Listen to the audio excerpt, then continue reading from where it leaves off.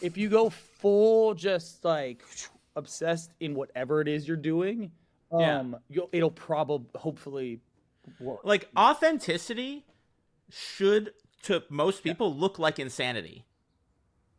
Yeah. And then to the people that resonates with, they're like, no, that's not insane. Like, yeah, of course you built a pyramid. Yeah, let's do this tattoo. Like, I want that. Welcome to the Artful Dollar, where we are closing the wealth gap one artist at a time. And today we have a conversation with not only one of the most technically proficient tattoo artists on the planet, honestly, but also someone that has been incredibly business-minded, marketing and branding focused in his tattoo business. Dillon Forte is honestly someone that I've been following his career since probably when I started tattooing. He has, let's very rarely use the term mastered, but this dude is as close to mastered geometric tattooing, sacred geometry, not just drawing it, but applying the stencil and actually executing on the tattoo is, I think, in my opinion, the most difficult form of tattooing all the way through. So just the way he thinks is really fascinating. And so we talk shop, we talk a little bit about, actual art form of tattooing, but we go into the philosophy, the thought process, the mindset behind him, his hugely successful brand. He has a new app out that is really interesting, that he talks a little bit more about. And overall, I'll honestly say this was one of my favorite conversations that I've had on this podcast. It has been an honor and a privilege to speak to every guest that I've had. But man, I literally died laughing at one point in this episode. So definitely stay tuned till the end and check out this conversation with Dillon Forte. Welcome to the podcast. Dillon, thank you. Appreciate it. I'll just say, you reached out to me because you saw something I was doing with Dan Cuban, this retreat, and you were like, dude, let's get on the podcast. I was like, anything. Like, I've been a fan of you for years. Big inspiration in my tattoo. I tried to go, I had a period where I was doing more geometric work, and it stressed the hell out of me, dude. Yeah, dude, for sure. 100%. And so I have so much respect for people that have built a whole career around that technically, challenging style. I mean, the hardest part is the stencil. We all know that's the hardest fucking part. Just everything after that is I think what the thing with the stencil is just keeping it. Yeah. It's like, you got any quick tips for people on that? Yeah, I use I use a fucking ultrasound gel. That's like a fucking bombshell drop. I heard whale cum. Was the secret. That'll probably stick, dude. I mean that's what I tell clients. They're like, "What is that?" I'm like, "It's whale cum." It's a good. It's I just milked it this morning. It's fresh. Yeah. Yeah, I have to import it, Japan. Yeah, secret shit, dude. I got it. Perfectly. It's humane. It's humanely harvested. Ocean wild. Wild sourced. We're coming with all the secrets today. Yeah. But yeah, but it's so satisfying when you get it and you nail it and you see the finished result. It takes patience and that willingness to see it through. 100%. I think just letting it dry longer, straight up. I think people just put it on and then just go. I think just 100%. Just let it dry. Let it dry 15 longer. minutes, dude. Minimum. At least 15 minutes. And I do the I do the 15 minutes where it's all right, cool. Go in a lap, and then that was probably 30 seconds, but yeah, let it dry for sure. That's long. Yeah, I do the double tap with the stencil stuff. Yeah. I put it on, and then I almost wipe it off completely, let it dry, and then I put on just a little bit over top. Put a little bit, let that dry, and then slam it on, and then let that shit dry for 20 minutes. Yeah, for sure. That'll keep it on there pretty good for sure. Yeah, welcome. But yeah, dude, I don't know. Thank you. Yeah. I think regarding branding and stuff and how I sort of made the conscious effort to do that as a style opposed to, I did everything, I've been tattooing probably 18 years now. And it was completely, I got an apprenticeship, normal street shop, Worked there for like 3 to 5 years, 3, 4, I don't know. Got my own shop. It was way too soon, terrible idea. Got rid of that. Worked at a bunch of lessons. All for sure. Worked at a bunch of people's shops, obviously. And we're out here, Texas thing now, but a pivotal moment was probably around like 2012-ish when I started to definitively just do that, opposed to doing like everything. I mean, still like I just kind of, I do whatever anybody really asks. It's not like I ever. However, did you start turning down pieces? I've never turned down anybody, dude. Like, honestly, really? I don't think I've ever. Granted, my assistant does most of the emails, and she's done it for a long time. So there might be stuff that comes through that she's not into, or like she's like, "Oh, Dillon's definitely not going to want nothing to do with this." Sure. But people seem to just ask me for the same type of stuff. Like, I swear, I personally have turned down 0 tattoos. I don't think one. I don't think I've ever turned down a tattoo. Like, honestly, when I started to go into a more specific, like, fine line, blackwork, illustrative style, I didn't really turn down stuff. I just talked people into doing what I wanted to do. I just sold them into my idea, and they were stoked on it, I think in a lot of ways they just come through, and it's like, I kind of just approach it very similarly. Like, you get like sort of 3 ideas, it's like maybe that helps too. I'm just sort of like a genie. I'm like, hey bro, if like a genie gives you 3 wishes, like, well, I got to give you more than 3. Come on, dude. Like 3 wishes, it's a genie approach. I'm telling you that, like, that kind of changed it. I think being like, all right, 3 wishes, like where, what, how, like, like just come up with like 3 sort of, and I try to really get to the why. So for me, it's like, why are they doing it? And if you can really kind of pull out the important why and really understand what that is. Out here, I'll kind of take them on a little walk and stuff, and we'll figure out like what, just how they got here, like why are they here? Because honestly, I don't even really. So your consultation starts with like a walk across a beautiful property. Yeah, straight up. Yeah. Excellent. Okay, everyone listening, start your consultations. Dude, I don't even look at it until but the thing is, I don't do consultations until they show up, and I don't know anything other than a name. Like, my assistants worked out everything to where literally when they show up, that's the first time I'm like, oh, I like meet them. I'm like, oh, hey, what's up, John? Sick. Sure. And you're at a stage in your career where that makes sense. For sure. You know what I used to do, and is I used to pretend to be my own assistant. Yeah, I've heard of people doing that. Honestly, it's probably. And then I'd be like, "Oh, Ryan is, Ryan's really stoked about your idea. Yeah. He wants to take on this project." Yeah. That's how I would say it. For sure. And people would be like, "Oh, Ryan's assistant's telling me that Ryan saw my project and he's excited." And then we would book the appointment. I wouldn't do a consultation until I have the deposit. Yeah, for sure. And then if I wanted to talk to them beforehand, I would like call them. But honestly, I would just get the information and I would do my thing. They'd show up, and if we needed to change anything or draw, that's basically what I think that's Wei Jing does a lot of similar stuff regarding that. I think she kind of weeds through like, okay, Dillon be stoked on this. Jing is her name. Yeah, Wei Jing. Yeah, she's Wei Jing, right? Wait, really, it's you, but Bro, Wei Jing. Honestly, sometimes I'm like, she almost got in trouble a couple days ago. She dropped the ball. It's like me just like not showing up. Dude, I wish. Sometimes she worked for me for 12 years, dude. So I'm like, I can't like. She's in like it's in too deep, dude. I went in there to like. I'm like a full hyper transparent person, so I will fully like put myself like all out there. But I was in there, and I'm like trying to like, man, I'm gonna fire her today, son. I'm in there, and I'm like, she got her own damn passwords linked in with the damn Google. I'm like, you got the pediatrician. Oh shit, bro, I can't even get. She owns you. She owns your shit. It's all limp in there, dude. I ain't getting out of that. I was like, I'm gonna export. And that, then retraining people. You've trained. She knows you for 12 years. It would cost you so much time and energy and money to pay someone over a period of time 100%. To retrain them. It's like besides robots, it's like, and I'm really not into that, which is hilarious because I've done a lot of stuff with that. I'm like I'm over here going like, I don't know if we really need electricity. I get it, it's cool, but like maybe we just go back to like doing hand poke tats and just call it a day. Like it seemed all right.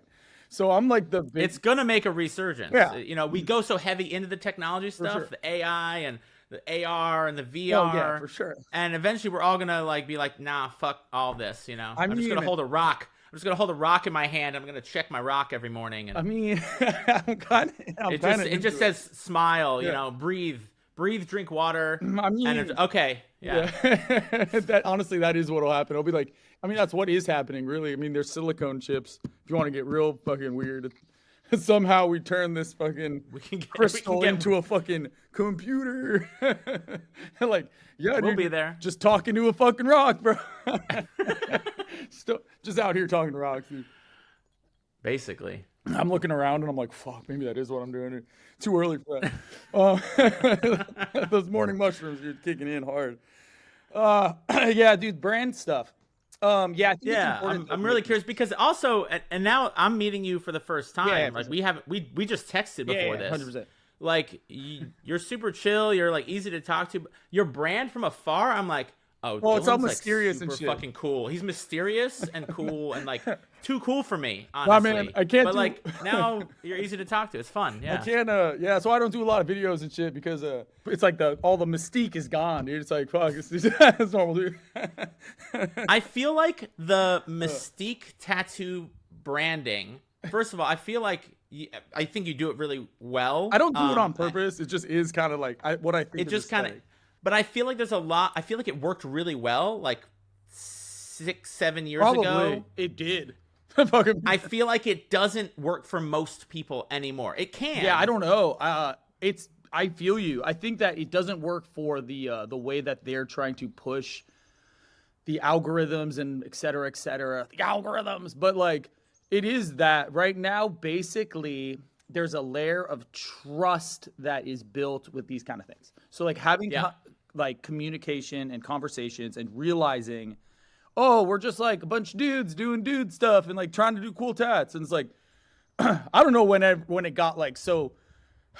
It got like I like it being serious. I'm like a super obsessive workaholic type of artist, you know, like I'm as serious as anyone about it. But like I don't know anything about that. I don't know what that's like at all. I thought it was fun, man. I thought we were just like having fun, hanging out, doing tats, you know, and then the internet got all like weird about it, and Instagram became this like extremely pivotal hold on it. I mean, I am really lucky and like grateful to come from the like before the internet tat zone, you know, like right, the before 4 times. Yeah. there was a time where like being like putting your tattoos on the internet was like, oh shit, dude, I got this whole like I'm putting them on like Facebook or like right. It's like, and then I actually filtered realized that, images. I probably should have kept doing that. So I don't know. I had this thing where I just put them on one thing. So like I put them on Facebook. I was like, all right, dude. And then like Instagram, I was like, oh okay, this is like in more pictures. Less stuff. I was like, oh, this is better. Okay, I'll just put stuff on there. And then it was like stories and reels kind of got me. I was like, no. Whoa. Time out. I'm not going to be making you a TV show, a live action reality show in my spare time to sell tats. I'm like, well, calm down.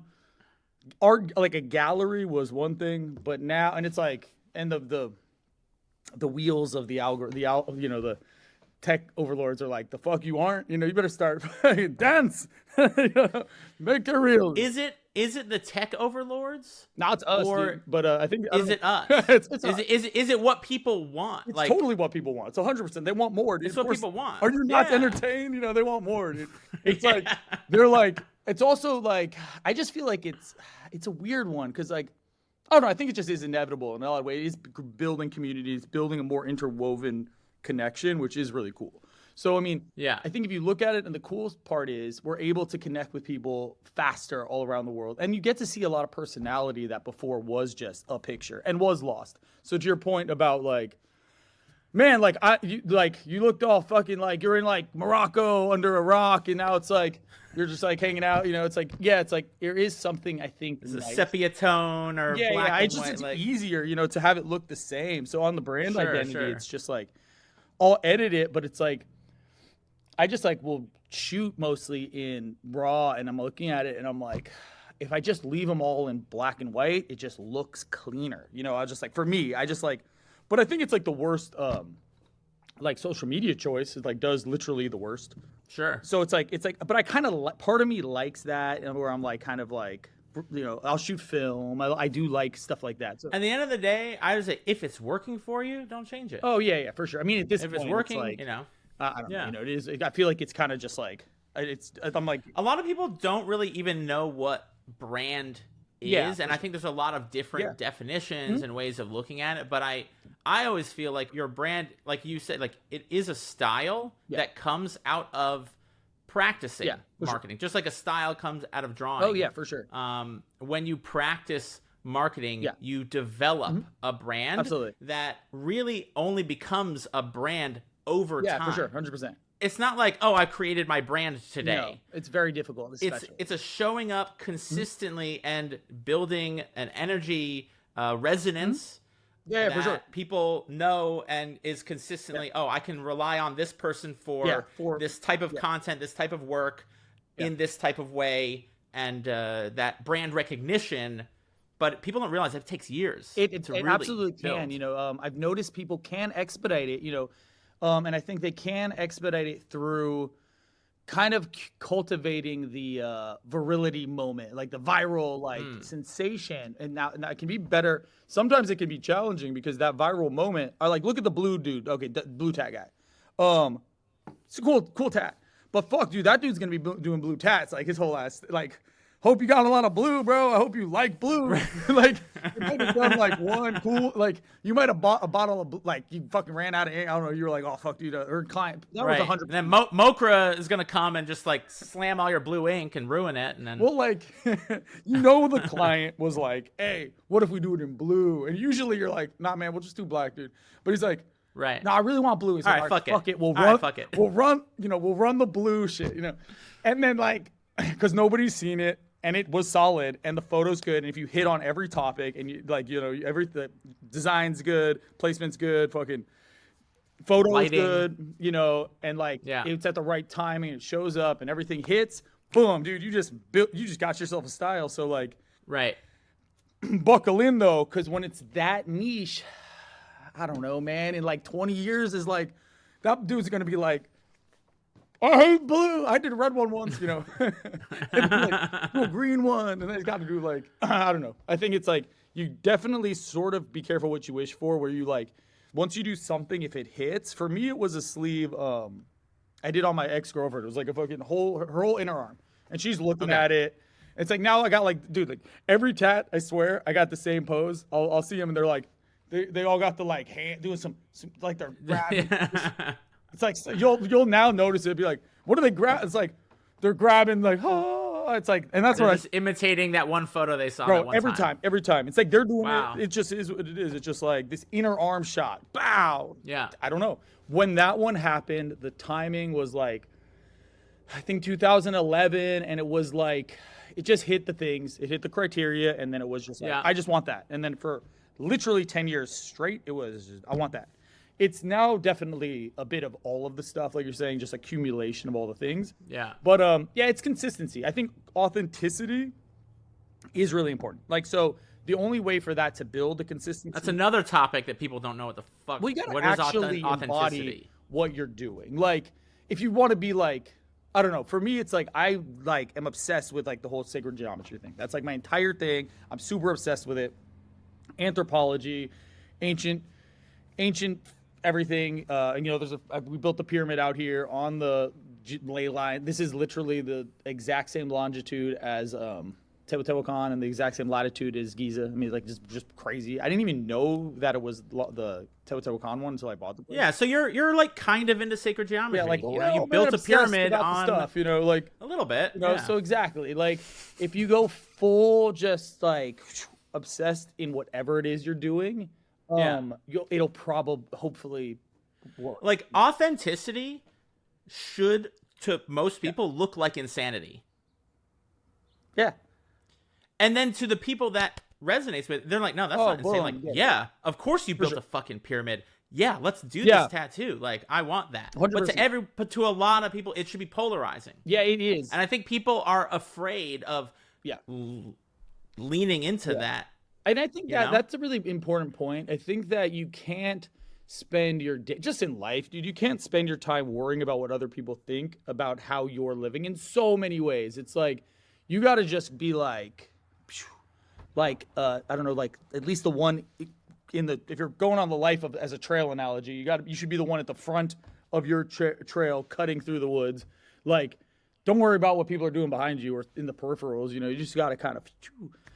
If people don't understand what you're doing and why you're doing it, it means you're kind of at that edge. Yeah, for sure. Innovation and authenticity. Or you're just like they're just in the fucking lost in the woods. But like typically, yes. As long as it's dangerous. It is dangerous because what if you are just about to fall off the edge of a cliff? Maybe just reinvent or whatever. But like, yeah, exactly. I mean, authenticity, I think, is the biggest key that honestly I think is just like kind of missed, where it's sort of like, what do I from the concept of like, how do I activate? If that's a conversation, which a lot of people, which it is, how do I get from A to B? Whatever that is, the main thing is like, what's the activator or like what will transition it? And I think honestly, it's just like, just be as much as it's like be you, but like literally just like figure out what it is that you really enjoy, you really nerd out on, you really like, and it's like, just do that. Do you? I bring him up periodically. Do you know Bashar? Yeah, I do. Yeah, totally. Yeah, that dude's nuts. But like, I don't know. That's his. Right, and whether you believe he's actually channeling an alien or not doesn't matter. His whole rule is follow what excites you. Yeah, totally. I think to the nth degree that you can.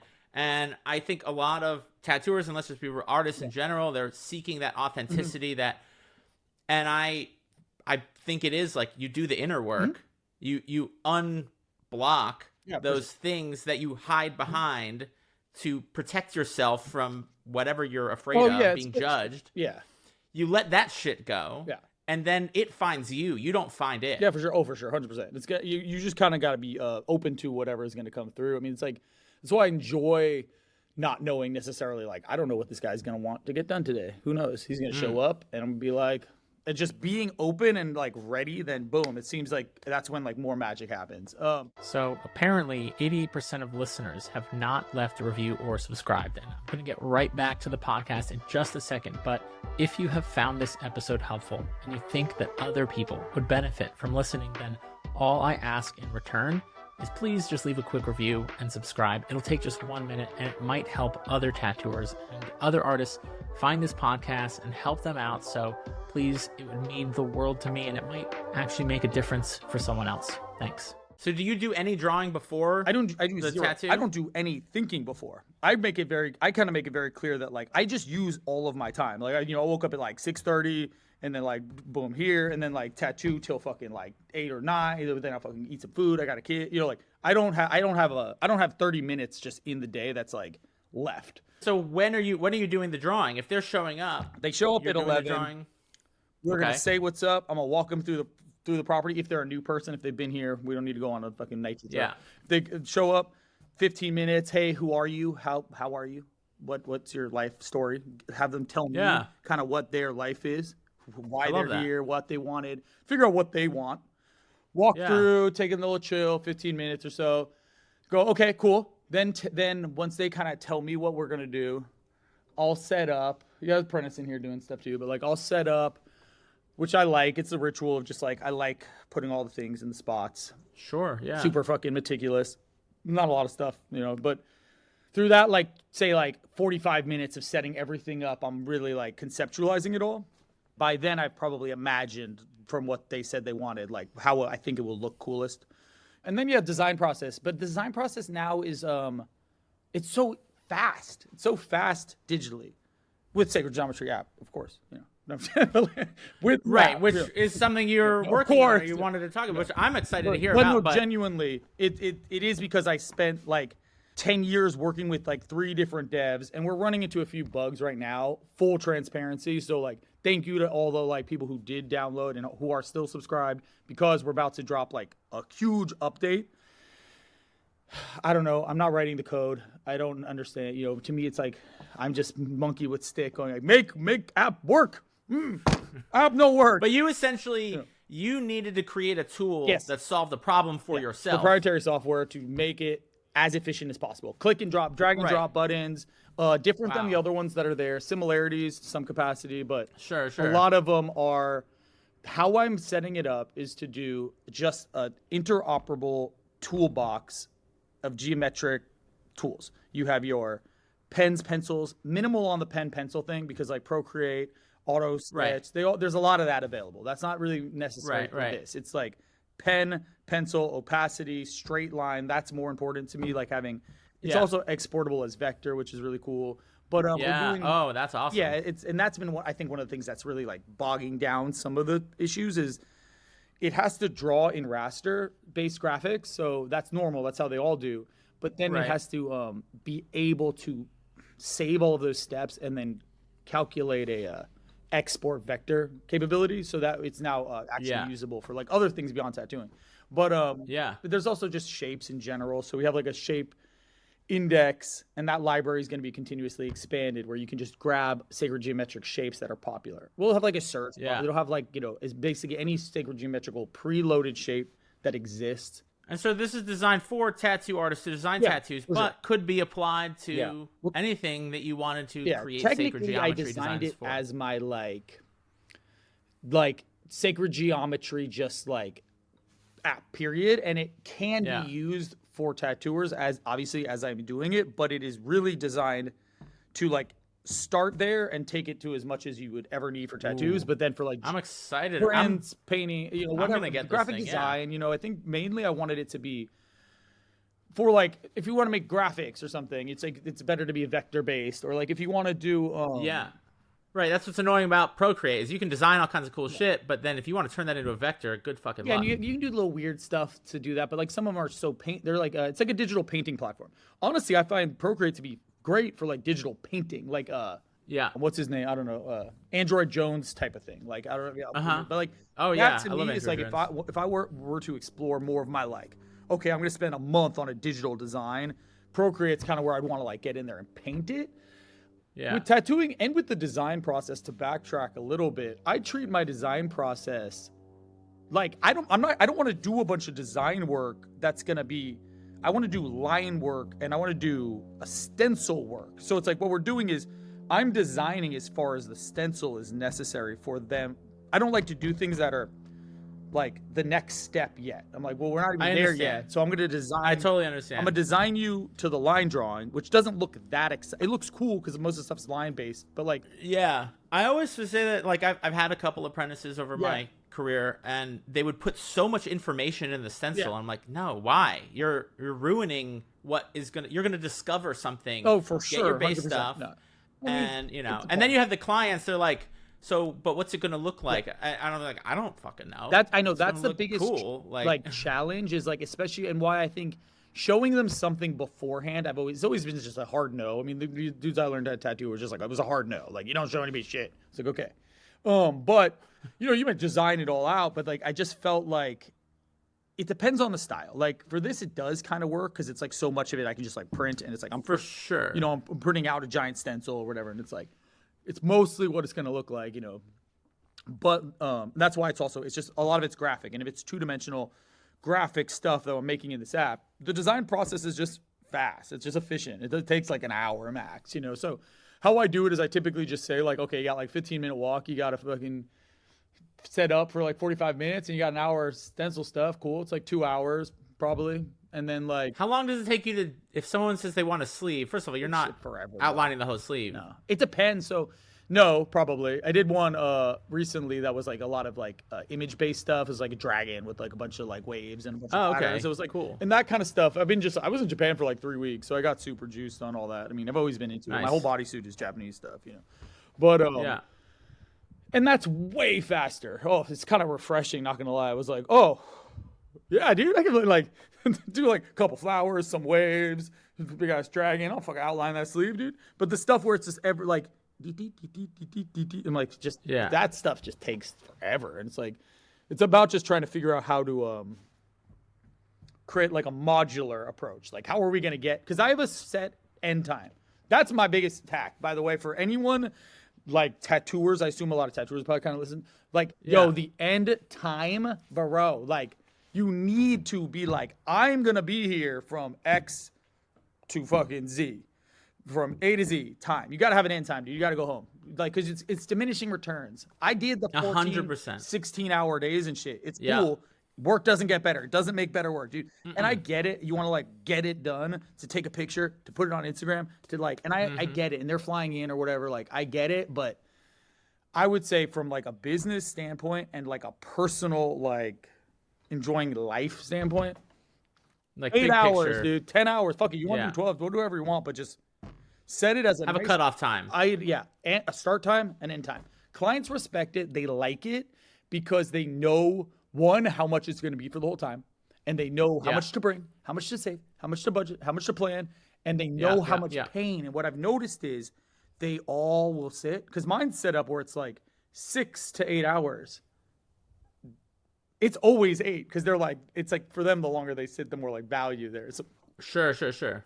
8 hours every single time. I'm like, I thought I was going to get it easy. They were going to be all like, oh, yeah, ow, okay, we'll do 5. I was like, oh, yeah, all good, dude. Full day rate, baby. Right, no, they're 8 hours. They know that every single they're paying day. the same either way. Yeah, but they sit perfect. Every single one of them, dude. I also am like, I don't believe in the numbing stuff. 100% of the people who put numbing stuff on have a harder time sitting. 100% for me. 100%. I agree. And I've used it on myself, and I stopped using it because I had a harder time sitting once that shit wears off. Well, it's that, but I think it's psychological. Fun. I truly believe if you approach it and you're like, I am prepared to be too weak to be able to withstand this.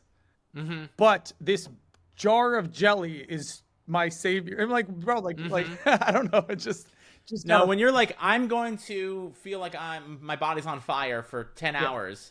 If you mentally prepare for that, it's not going to be that bad. No, you're good. But I mentally, in my mind, I'm like, all right, this is going to feel like lightning, it's fire, nails, you know? You just have to just like, once you like acquiesce to defeat a little bit, like it's like the resistance is futile with the tats. Just you lose, it hurts. Okay, just. I tell that to my clients too. I'm like, beforehand, like mentally, just prepare for like the worst pain you could possibly ever imagine. Because when you think like, oh, this is gonna be a piece of cake, even a small piece, you're like, ooh. and you're like, you're like, oh, that's when it really fucking hurts mentally. It's all mindset. Oh, 100%. Everything. Everything in life. But yeah, I mean, like that's why you see like so many like tattooers were like kind of the like worst, because it's like not like the excitement to like ratio where it's like a new tat, you're like, oh cool, this is gonna go in my like right here, dude. Fuck yeah. It's like the excitement to pain ratio switches the more tattoos you have, you know. So it's like speaking of mindset, like how do you, I know you're talking about authenticity. I'm really interested in this topic of authenticity and branding, but like what is your mental like approach? Are there like some lines of code you can share, some beliefs you've established or created for yourself? I mean, I'm just a motivated person, you know, like I really like, I have a lot of whys, you know, like I support like my parents and my family and like my wife and kid, and you know, like I got all the standard whys. So it's kind of like a, I don't know, like Emmett Smith, I think is one of the motivational coaches and stuff, where it's just like, if you figure out what your why is in life, like working like hard, it's not really like, or like working like a lot, like every single day. Like I work like 5-6 days, you know, a week, like 12 hours a day. Like, cause I'm here, fucking, you know, probably I fucking got here like 7, dude. Like I left my house at like 6. It was dark, you know, to do tats. It's like most people tats or whatever. You know, the point is, it's just I like working, you know. It's like one obsessive with just tattooing. I like just everything about it. I'll be here like running machines, just like me. And like, you know, at my house, I got like 100 machines. I'll be in there at like, you know, 2 a.m. My wife's like, what are you doing? I'm like, me. I'm like, oh no, this one sounds like, this one's sick. I'll bring this one to work tomorrow. And I'll be like, me. Be like, yeah, this one's all right, you know. I'm going to use this pen thing. Be like, oh, yeah, this pen. And then I'm like, fuck, it looks like a dildo, bro. I hate the pen, but it's pretty good, dude. It's pretty good. I'm going to use it today because the ergonomics are pretty fucking good, dude. Yeah, completely kind of separate topic. But, yeah, dude, I'll see someone online, and, you know, I'm, like, looking at it. I'm like, damn, that's some smooth, soft powder. I don't even do that stuff. But I'll see someone doing it. Like, someone will do black and gray, like, portraits. And I'm like, that's so smooth. I'm using a pen tomorrow. And it's like, I have to be like a line work back piece that's like, needs like hollow 14. And I'm like, pen definitely is not, okay, never mind. But like, I'll get inspired. But I think being inspired just in general. But like, in terms of mindset is just like, yeah, childlike wonder, just be obsessed and just have fun. And then then it's not like the hard work's not that hard if you're having fun the whole time.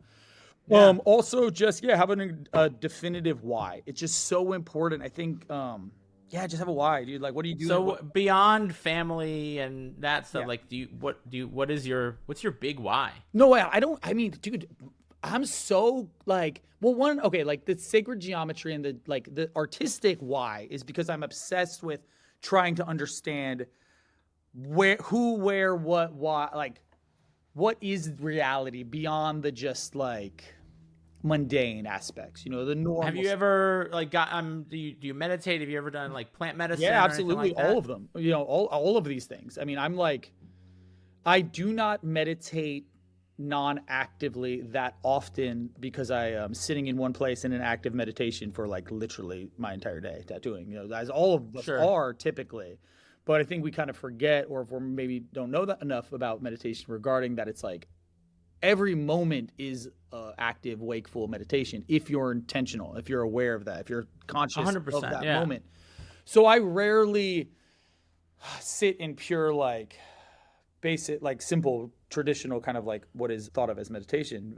I just don't even, it's not often. Sure. But I do, obviously, and I have spent years doing meditation practices. Absolutely. I'm curious, what's your experience with plant medicine? I've done maybe over 30 ayahuasca ceremonies. Okay, cool. I have not done any ayahuasca specifically. I've done a lot of mushrooms, lots. Okay. I've done all of the DMT. DMT was a huge one. That was a pivotal moment for my entire career, really. It was I just saw a portal of flower of life pattern like emanating in just like iridescence that like became like a doorway, and I was like, I should, like, after seeing that, it just literally was like, that was like basically around 2012, and like DMT, I basically saw the DMT portal and was like, so that's what led to your brand and your tattoo oh style. Yeah, for sure. Yeah, for sure. Like 100%. Like, we should have just started there, like smoke DMT and then, dude, that's all you got to do, bro. Like, it takes like 15 minutes. I was like, you're like, yeah, it takes years. I was like, I don't know. It was like probably like takes 15 it's like 15 minutes, dude, and then just boom.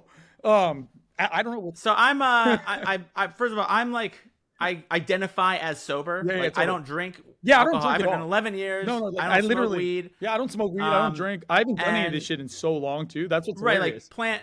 Right. I've done these ceremonies over the course of like 5-6 years, and I think people don't understand like this recreational use of these things. No, I don't and then even there's like ceremonial medicine for sure. use of these. 100%. And honestly, it's if you're doing it like all the time, like that's recreational. If you're doing it like dude, months so apart, years apart, that is ceremonial medicine usage of these things. Oh, absolutely. Yeah. I think my favorite was Alan Watts said, "If you get the message, hang up the phone." And I mean, that's one of my favorite quotes. And I've had that like, I mean, I'm talking about like my psychedelic like exploration journey was predominantly like, it's like 18, dude. I'm like 37 now. So this is like, it left such a lasting impact, but I don't really do like labels or anything. So like I don't drink really. Like, I don't know. I don't remember the last time I had any, I mean, I think, like where I was in Japan, maybe I had a beer, but I don't know. Yeah. I kind of make it a thing to not make it a thing.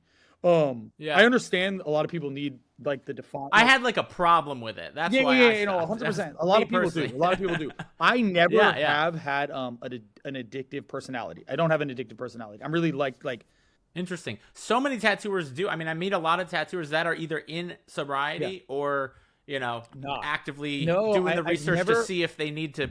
I've never had an addictive personality. I had more of the like try it one time personality, like skydiving. I was like, I'll go skydiving. Yeah. Went skydiving. Was like, that was sick. Cool. Like, it was super cool. It was crazy. Yeah. I don't like need to go tomorrow.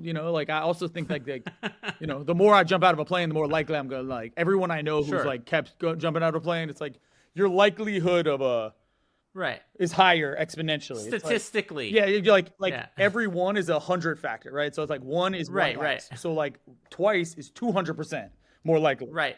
So like it's also zero.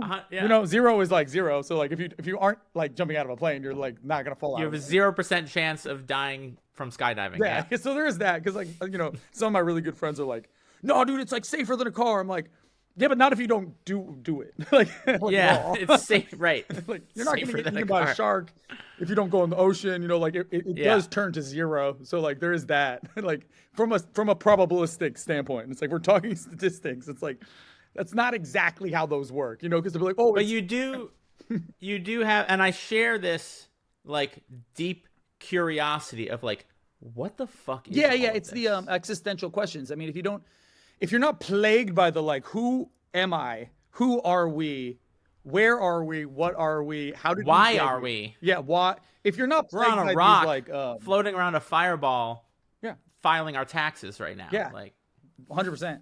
So like if that doesn't like fucking like fuck with you on the moment by moment daily basis, I mean, I don't know, like good, I don't know why you're listening to this podcast.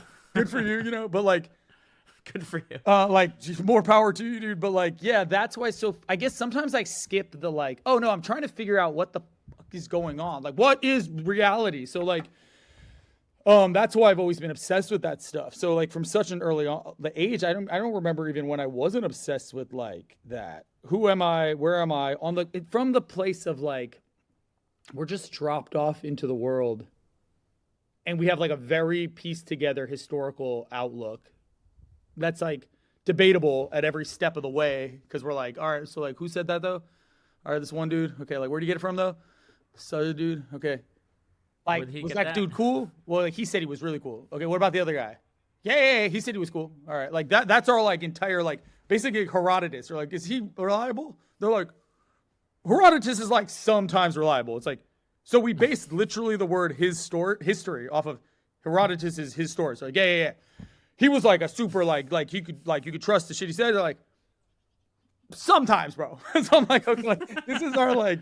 It's a big game of telephone. Exactly. That's why like even opening it was like it's like a it's definitely the fucking string cup like telephone game and that we're like into history to know where we're at. So like it's actually kind of baffling. I mean, to like quote Graham Hancock on the like species with amnesia, like we definitely are a species with amnesia for sure. Like for sure we're people with amnesia. I mean, fuck, dude, it is crazy. So I think if it's not always like in this, I just spend a lot of time researching stuff. Anything I do in my like free time would be like just like reading, researching, and trying to understand that. Like, so what do you read? What do you like to read? It's definitely never like not like it's always nonfiction. Like it's always fiction. Like I'm like nonfiction. I'm always trying to research stuff. Like all ancient.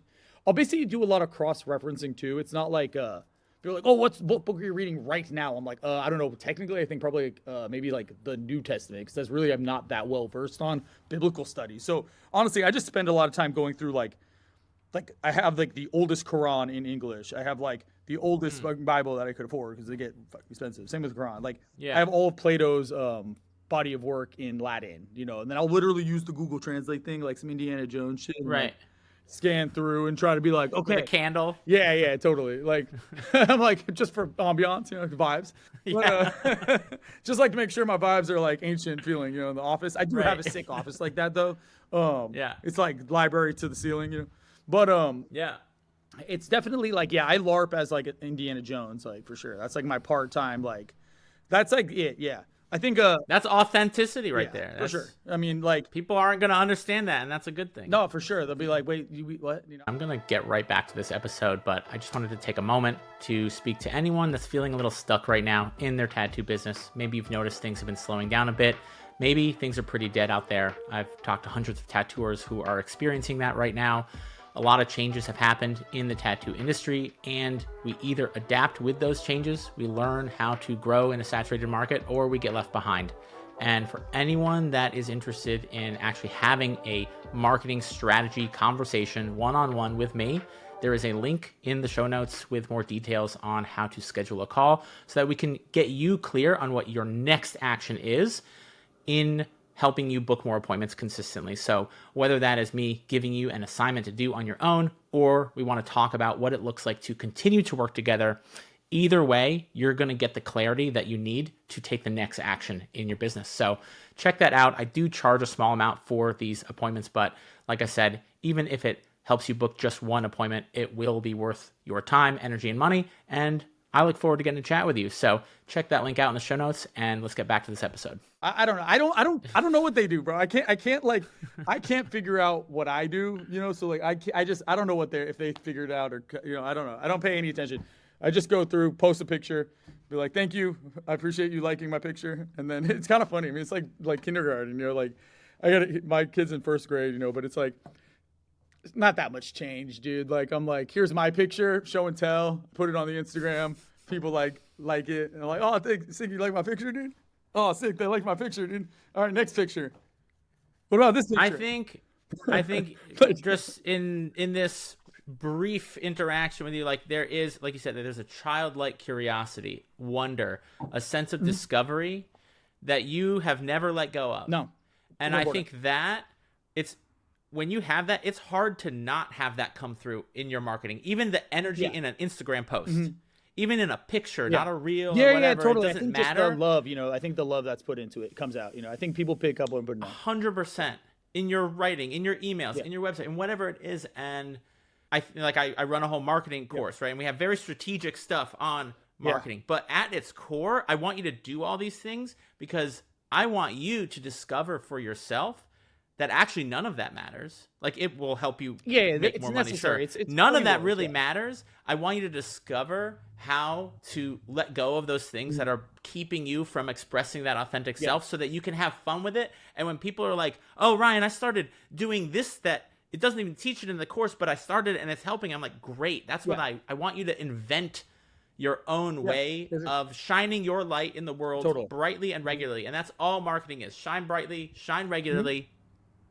And the right people will find you. Yeah, for sure. I mean, sometimes I feel like with the internet's it's always adapting. I think it's being willing to adapt to with all these approaches and play around with it, dude. Like, I'll make a shitty reel, dude, and it'll get like literally no likes. I'm like, I will delete that shit. It's fine. Make another shitty one. It's like not that big of a deal. And honestly, it's not that big of a deal. You can also experiment with these things. Like, you know, make a video, be like, okay, that video like bombed. Like, people were like, that was, but it's not even the people. It's like an algorithm might say, if it doesn't get a certain amount of traction because there wasn't a good enough hook in the first like 10 seconds or 1 second, or now they're analyzing it, it didn't, you know, and then they're like, oh, I mean, I don't know. I think it's like important for us to like get as dive as deep into that as we need to, but not to get lost in it and let it dictate the art, you know, like what you're making. Yeah. I think that's a mistake a lot of people do kind of lean into, where it's like, don't let it tell you what kind of art you're going to make.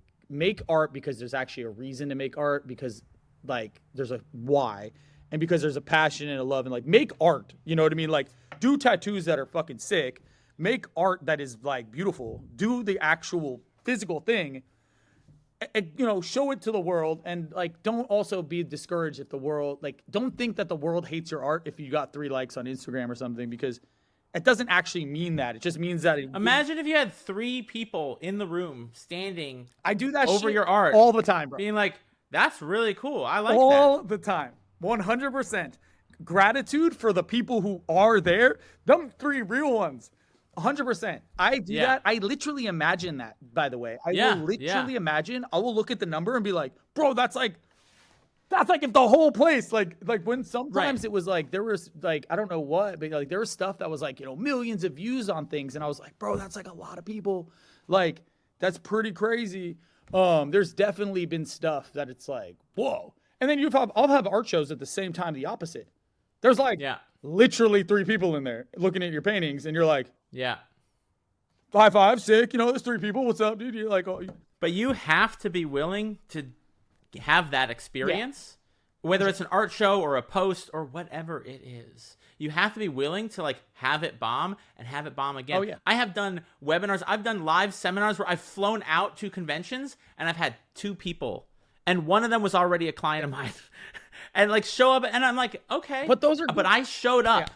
I showed up. I did the thing too, and they're so good. Like, you need that stuff, man. You need the bottom, bro. You can't have you need that, like, and it like, I don't know. Some of those are so good, dude. I worked at a Quiznos, bro. Like, let's go. You know what I mean? Like there's bottoms that are like, you're like, yo, fuck, doing tats is like some next level shit, dude. Like, being able to draw on people for a living is so sick. Like, we need to, I think the gratitude thing needs to be like, because right now you see a whole lot of like, it is harder for sure. I can tell the overall sentiment is weird. It's like, it's going through its own little like, transmutation phase. It's going to the big leagues is what it is. So here's what That's what it is. Things are, yeah. I grew up skateboarding my whole fucking life, skateboarding. I wanted to be pro. I broke both my ankles. I was like doing sick shit. I was trying to like kickflip like 15 stairs and shit. Broke my fucking ankles. Was like, oh shit, I don't know how to do anything other than ride a skateboard and draw pictures. Okay, I was like, 16 or something. I was like, I should probably lean into those pictures drawing. So, point is, why I brought that up is skateboarding went through this. I saw the curve. You had it being cool and there being skate shops, like traditional shops, like tattoo shops. And then what happened was it started gaining traction and it became less of a like sub-genre. And then you had all the contests and just larger exposure. And then you got big sponsorships. And then you got like some skaters getting sponsored heavily. And then you got like, which motivated to people to take it more seriously. And then people are taking it seriously. They're getting really, and then it's on TV. And then boom, TV. And then there's video games. Tony Hawk Pro Skater. Exactly. Dude, Tony Hawk that shit up. X Games, Tony Hawk and all of that whole zone is the same type of thing as like Miami Ink did. So we're in the same arc. We're just now like, so what it is basically we got to just kind of make sure to maintain the like authenticity and not let it. It's like, imagine if someone was like skating only contests to win, to get paid. It's like, you got to still put out videos and do tricks and shit you actually like, not what's just popular. It's the same thing. It's just, I think if you do tats that you like, more likely people will like those ones. And if, and that's really kind of it, and it's like, it's hard to stand out in a sea of, there's so many people tattooing now, so I hear everyone saying, I hear all the like, oh, saturated. And it's like, yeah, I mean, like, yes, but there's also there's more people who want tattoos than ever now also. And there's that. And it's like, but it is a weird, and then you're like, okay, I can, from a business standpoint, say, oh, yeah, you just saw the most crazy hyperinflation standpoint. I mean, I'm obsessed with like all of that stuff. Honestly, I spend more time talking about probably socioeconomics and geopolitics than I do about tattoos, so it's like kind of refreshing talking about like shit, dude, we're going to have another episode sometime. I mean, talk about just geopolitics. I mean, that stuff is crazy because that stuff just like, I don't know. It's like, it depends on the audience with that stuff, and it's better to do it like direct, like peer to peer. I agree. Because like, I don't get too much into politics, but like overall economic trends. Yeah, and my point is history, exactly. The history of the stock market, totally. that kind of stuff. I'm super obsessed with that. I look like the stock market. I look at it as like, oh, it's a breathing entity. Oh. 100%. It breathes I literally like, and it breathes out, and it breathes in, and it breathes out. And once you get that, and you're like, oh, the market's crashing, you're like, yeah, it's breathing out. Like, for it to sustain, it has to breathe in. I mean, and the entire out. universe is literally the breath of Brahma, so it's a perfect analogy. I mean, like, I truly believe from a philosophical standpoint, you can itemize, like, you can literally understand the totality of my like philosophy with the concept of the enso behind you, that it's the ultimate realization of enlightenment is a single brushstroke circle, meaning just that it is infinitely spherical, like the spherical nature of reality. So like, once you understand that all things are spherical, like our eyes are even spherical in the way we perceive reality and light. But the breath of Brahma is the concept of essentially the Big Bang being an exhale. This rooster agrees. But yeah, definitely. He's like, oh man, amen. Preach. Yeah. Look, they're singing. We got awesome. They're blacked out. I am Samanis. They match the whole studios. The whole studios is just like this black. Right. I'll give you. It's all branded out. The chickens are branded. Yeah. It's all like even the chickens, But that was because I was trying to do this whole like little retreat center thing, which we are doing, which is actually really sick. And that is actually amazing. What we're building out here, and that's why I'm out here. Is that we're building a tattoo retreat center, and we're just working on plans, permits, and a bunch of bureaucracy stuff to do the. We're doing 10 cabins.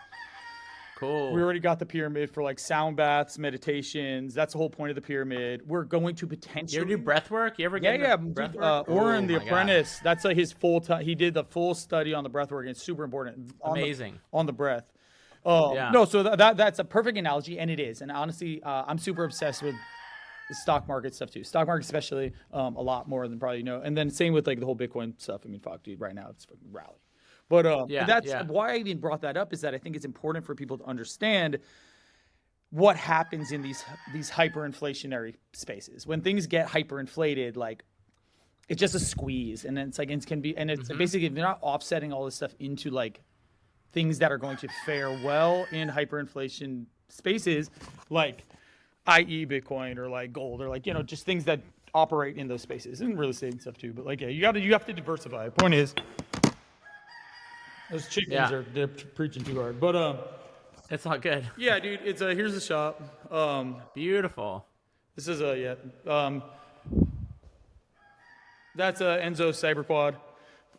But yeah. Anyway, I think there's a lot of stuff for people to unpack, and it just really depends, dude. I think with this one, it's just a fun intro, just a conversation, just nothing but that, just hanging out, having a conversation, talking about the whole. Absolutely. I can literally ramble on any topic for any amount of time, so it's like just it's nice to kind of, but I agree. Where are you located in Texas? I'm right outside of Austin. So, right outside Austin. Okay, I'm going to Dallas for the Eden Symposium. I'm teaching a class on marketing there. Dope. But if I'm ever back, I definitely got to get back out to Austin. Yeah, you should come out, dude. Come out, check out the space. This place is crazy. I mean, the whole retreat center thing is going to be insane. Right now, it's probably going to take another year to really like fully build it out. But no, dude, it's going to be crazy. I mean, it's like I tried to figure out where I wanted to take it, and I've talked about the idea of a retreat for.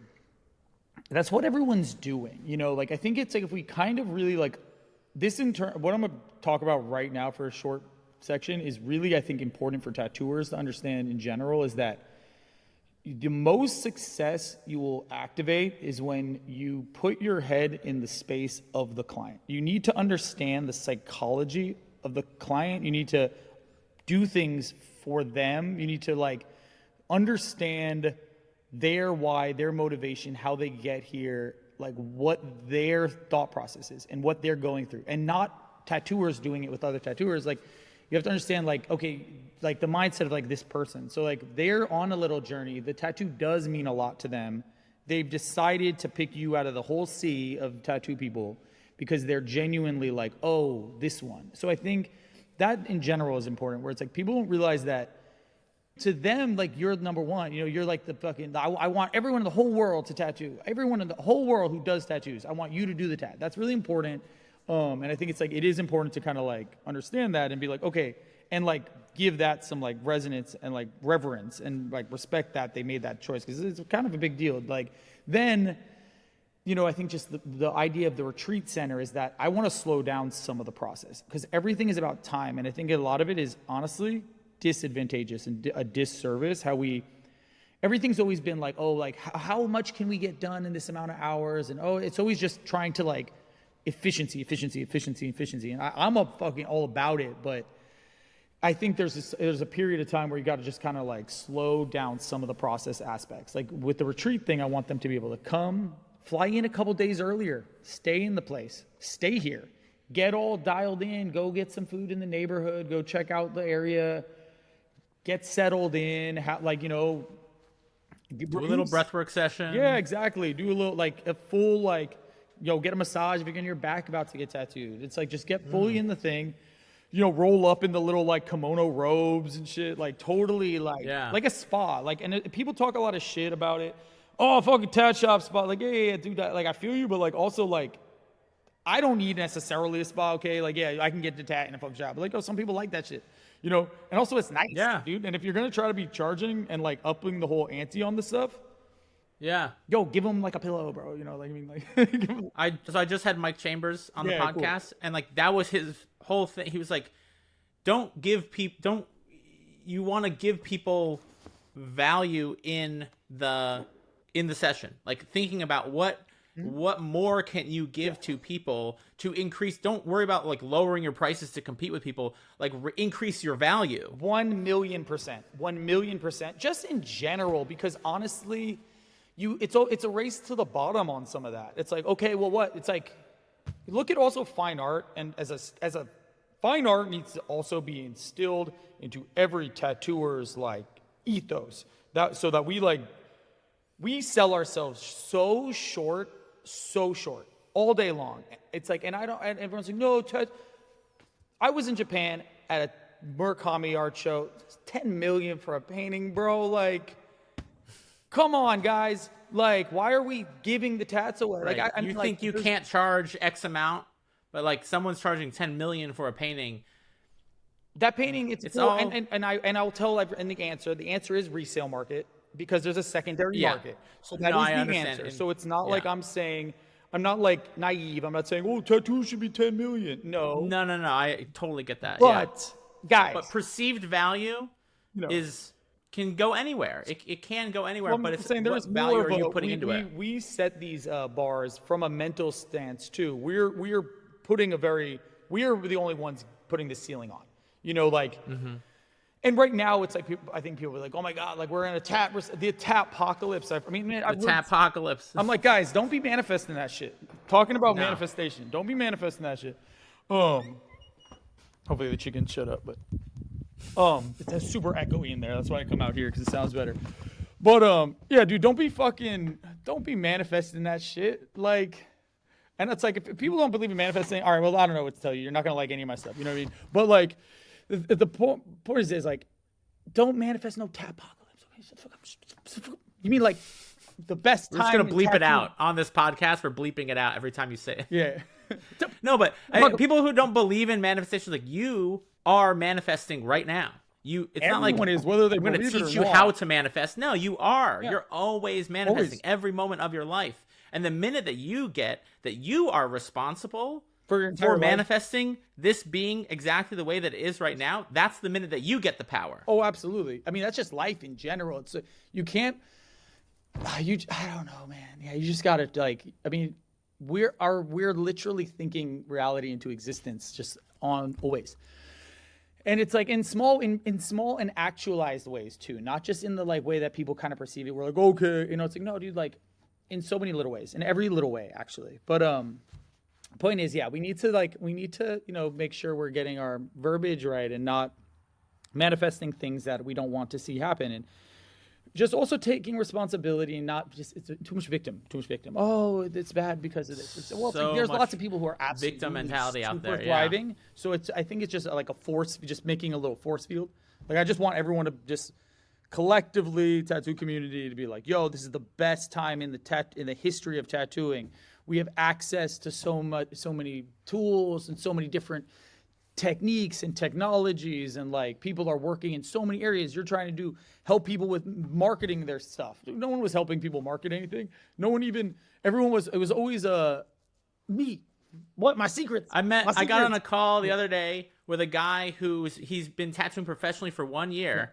And I was like, oh, when did you start following me? He's like, oh, I started following you in my apprenticeship. And that was the moment I realized there are people that are tattooing right now that have never not known a marketing education is available to tattoo artists. They're going to bring it, dude. That's crazy. I think that's from the skateboard, wild. From the skateboarding analogy too, they're going to bring it. They are going to bring absolute fire. Yes. The level of people are still inventing skateboard moves and stuff. People are still being innovative. I'm telling you right now, if you've been tattooing at all before tomorrow, that next gen is you have to bring absolute heat upon this thing. So if you were in the headspace of they are coming in. The next generation is going to see everything we have done as necessary day one activities. That's why you see an accelerated growth. What took me 10 years to do, people are doing it too. Because they're going to download the app, right? The app is going to make them do it in 1 minute. 1 second. It's actually, I did do it. But it is. It's like 10 years of you figuring out geometric tattooing in an app. Oh yeah, no, 100%. Which is how much does it cost to make an app like that? Dude, I'm in 100 bands, bro. I'm in 100 bands. That's it. I thought more. No, but I'm with this one dude, and then I did trades for I tried to do a sleeve. This is full transparency because people are like, hey, you got it subscription. I'm like, I got it at $5, bro. It's gonna take me how long? Yeah. Because I'm not even. That was where I was at so far on the one devs. Before that, I did a sleeve on this dude. And then the other guy also did like a sleeve on him to try to trade. I worked with 3 devs. The trade ones didn't produce, and then totally just like ghosted me and moved to France. Still, that's a ton of time. Ton of time, money, energy invested. I mean, you're probably close to 200 bands total, plus all that time and energy. Easy. And so like the thing is, it's like I think sometimes people like I read the little comments. Someone was like, "Oh, subscription." And I'm like, dude, like, so even if I was like, "Oh, what do you want me?" I'm not make the app like $1,200. No one's gonna download it. For one, 2. I want it to be accessible. That's the whole point. I wouldn't have made it if I didn't want it to be accessible to people. I would have just not done that. But then it's like, not only did it cost a bunch of capital, but it's like, one, it's not done. It's probably gonna need another that just to get it ironed out, fixed. And I didn't do like a GoFundMe or anything. I just handled it. But it's like, what's gonna happen is hopefully I can get it out. Hopefully I can get it to the point where it's like people can use it. But no, it's not really I don't know. It's just, it sucks because like you get on one side, you get people just being like, "Oh man, like." Right. It's going to take you years to make your investment back to break even. So just to break even on it. Well, that's no marketing. Then before you make your first dollar on it, and then people are bitching and moaning that there's a subscription. Well, it bums you out because you're like, man, come on, dude. Like, I would have given anything for this type of stuff. The amount I made off of like this would have helped the amount I made like off of my entire career as an artist, off of like making my life that much easier. Like it's just, it's crazy. So yeah, for me, the app is hard. It's been a pain. It's been a really like struggling process to do that. Honestly, it still is, dude. I mean, I thought I was going to release it 2020, like February. Like I remember I was in Japan January 1st. And then COVID happened. Yeah. It was, dude, I made also the biodegradable tattoo supply company. I made, I don't know if anyone remembers that, but so I made like the first biodegradable tattoo supply. I think I do remember that now. Oh. Yeah, you were like the first person doing it. Actually, I totally remember that. But that story is kind of crazy. So what happened was, I front run the whole thing too, and I was like, no, I like bought tons. I mean, 1 ton is 2,000 pounds. So I bought tons of every product, a ton minimum of every product. Wow. So I was ready. I was like, okay, I'm going all in. I'm going to buy a ton, 2,000 pounds of save the planet. Save Earth, baby. Captain Planet. With our powers combined. So that shit, I released the products on February 14th, like Valentine's Day, because I was like, with love to Earth, baby. Let's go. Shit was like 2 weeks later, COVID happened. I was like, so like y'all want like ink cups still? Y'all want them compostable ink cups? I was like, no. Like it's all like 12 bags, Like I think I'd literally sold maybe $500 worth of shit. I think I put like 100,000 in that. I think I fucking sold $500 worth of stuff, right? I was like, okay, cool, but we got all this stuff, So it was in a warehouse, like. But you use it, right? You've been using it biodegraded, bro. It was compostable. It melted. Bro, I had literally probably 10,000 pounds of composted shit that was useless. You know how much waste it made? It made so much waste. Yeah, I used the cups. I still got the little fucking rinse cups. You ain't saving anybody. I ain't saved shit. Dude, I saved my mover. I paid my mover to move it. Like, that dude came up. The storage, I had a fulfillment center, too, because I was like, oh, yeah, big dog. I ain't going to move this shit. I got a fulfillment center. So they were charging me rent to store it. They were charging me rent to store it and to pack it and to ship it per item, too. So, like, if I moved product, it would have been like, okay, it wasn't even going to be super lucrative. It was just, I was trying to do a solid, and boom, I was like, I'm going to put the brand out there, just get it out there, start going, Even the margins weren't great. They weren't bad, but they weren't great. And it was a lot of work. I just wanted to kind of do something that was more passive, So I've been like the past, honestly, ever since then, I think I was trying to develop more passive streams, okay. Yeah. There's no. So on that note, on the note of passive, people don't understand. On the road to passive income, you spend a lot of fucking money and a lot of fucking time, and you waste a lot of shit, and it's not fucking. There's actually nothing passive. Nothing's passive about passive income. Nothing's passive. It's actually really fucking active for a long period of time to figure out how do I create, and then it's never passive. It's only less active. Yes, it's like reoccurring. People tell me all the time, like, Ryan, how do I get I want to get like $1,000 a month in passive income. I'm like, you need to spend 10 years and $100,000 minimum figuring out how to solve a problem for other people buy a cheap in a way. I don't know. Yeah, right. But that's not passive either. Because and then maybe you'll earn $1,000 a month in less active income. Like it's like buy like so I don't know. Yeah, like figure out a way to get like it's not that dude who you see on Instagram like get 30 houses by the time you're 13. Yeah. And then I'm like, yeah, dude, if you get 30 houses by the time you're 12, then you probably are. Right. It's like the Rich Dad Poor Dad book, which I'm not a huge fan of because his whole philosophy, it's theoretically all makes sense. I'm not saying it. I disagree with it. No.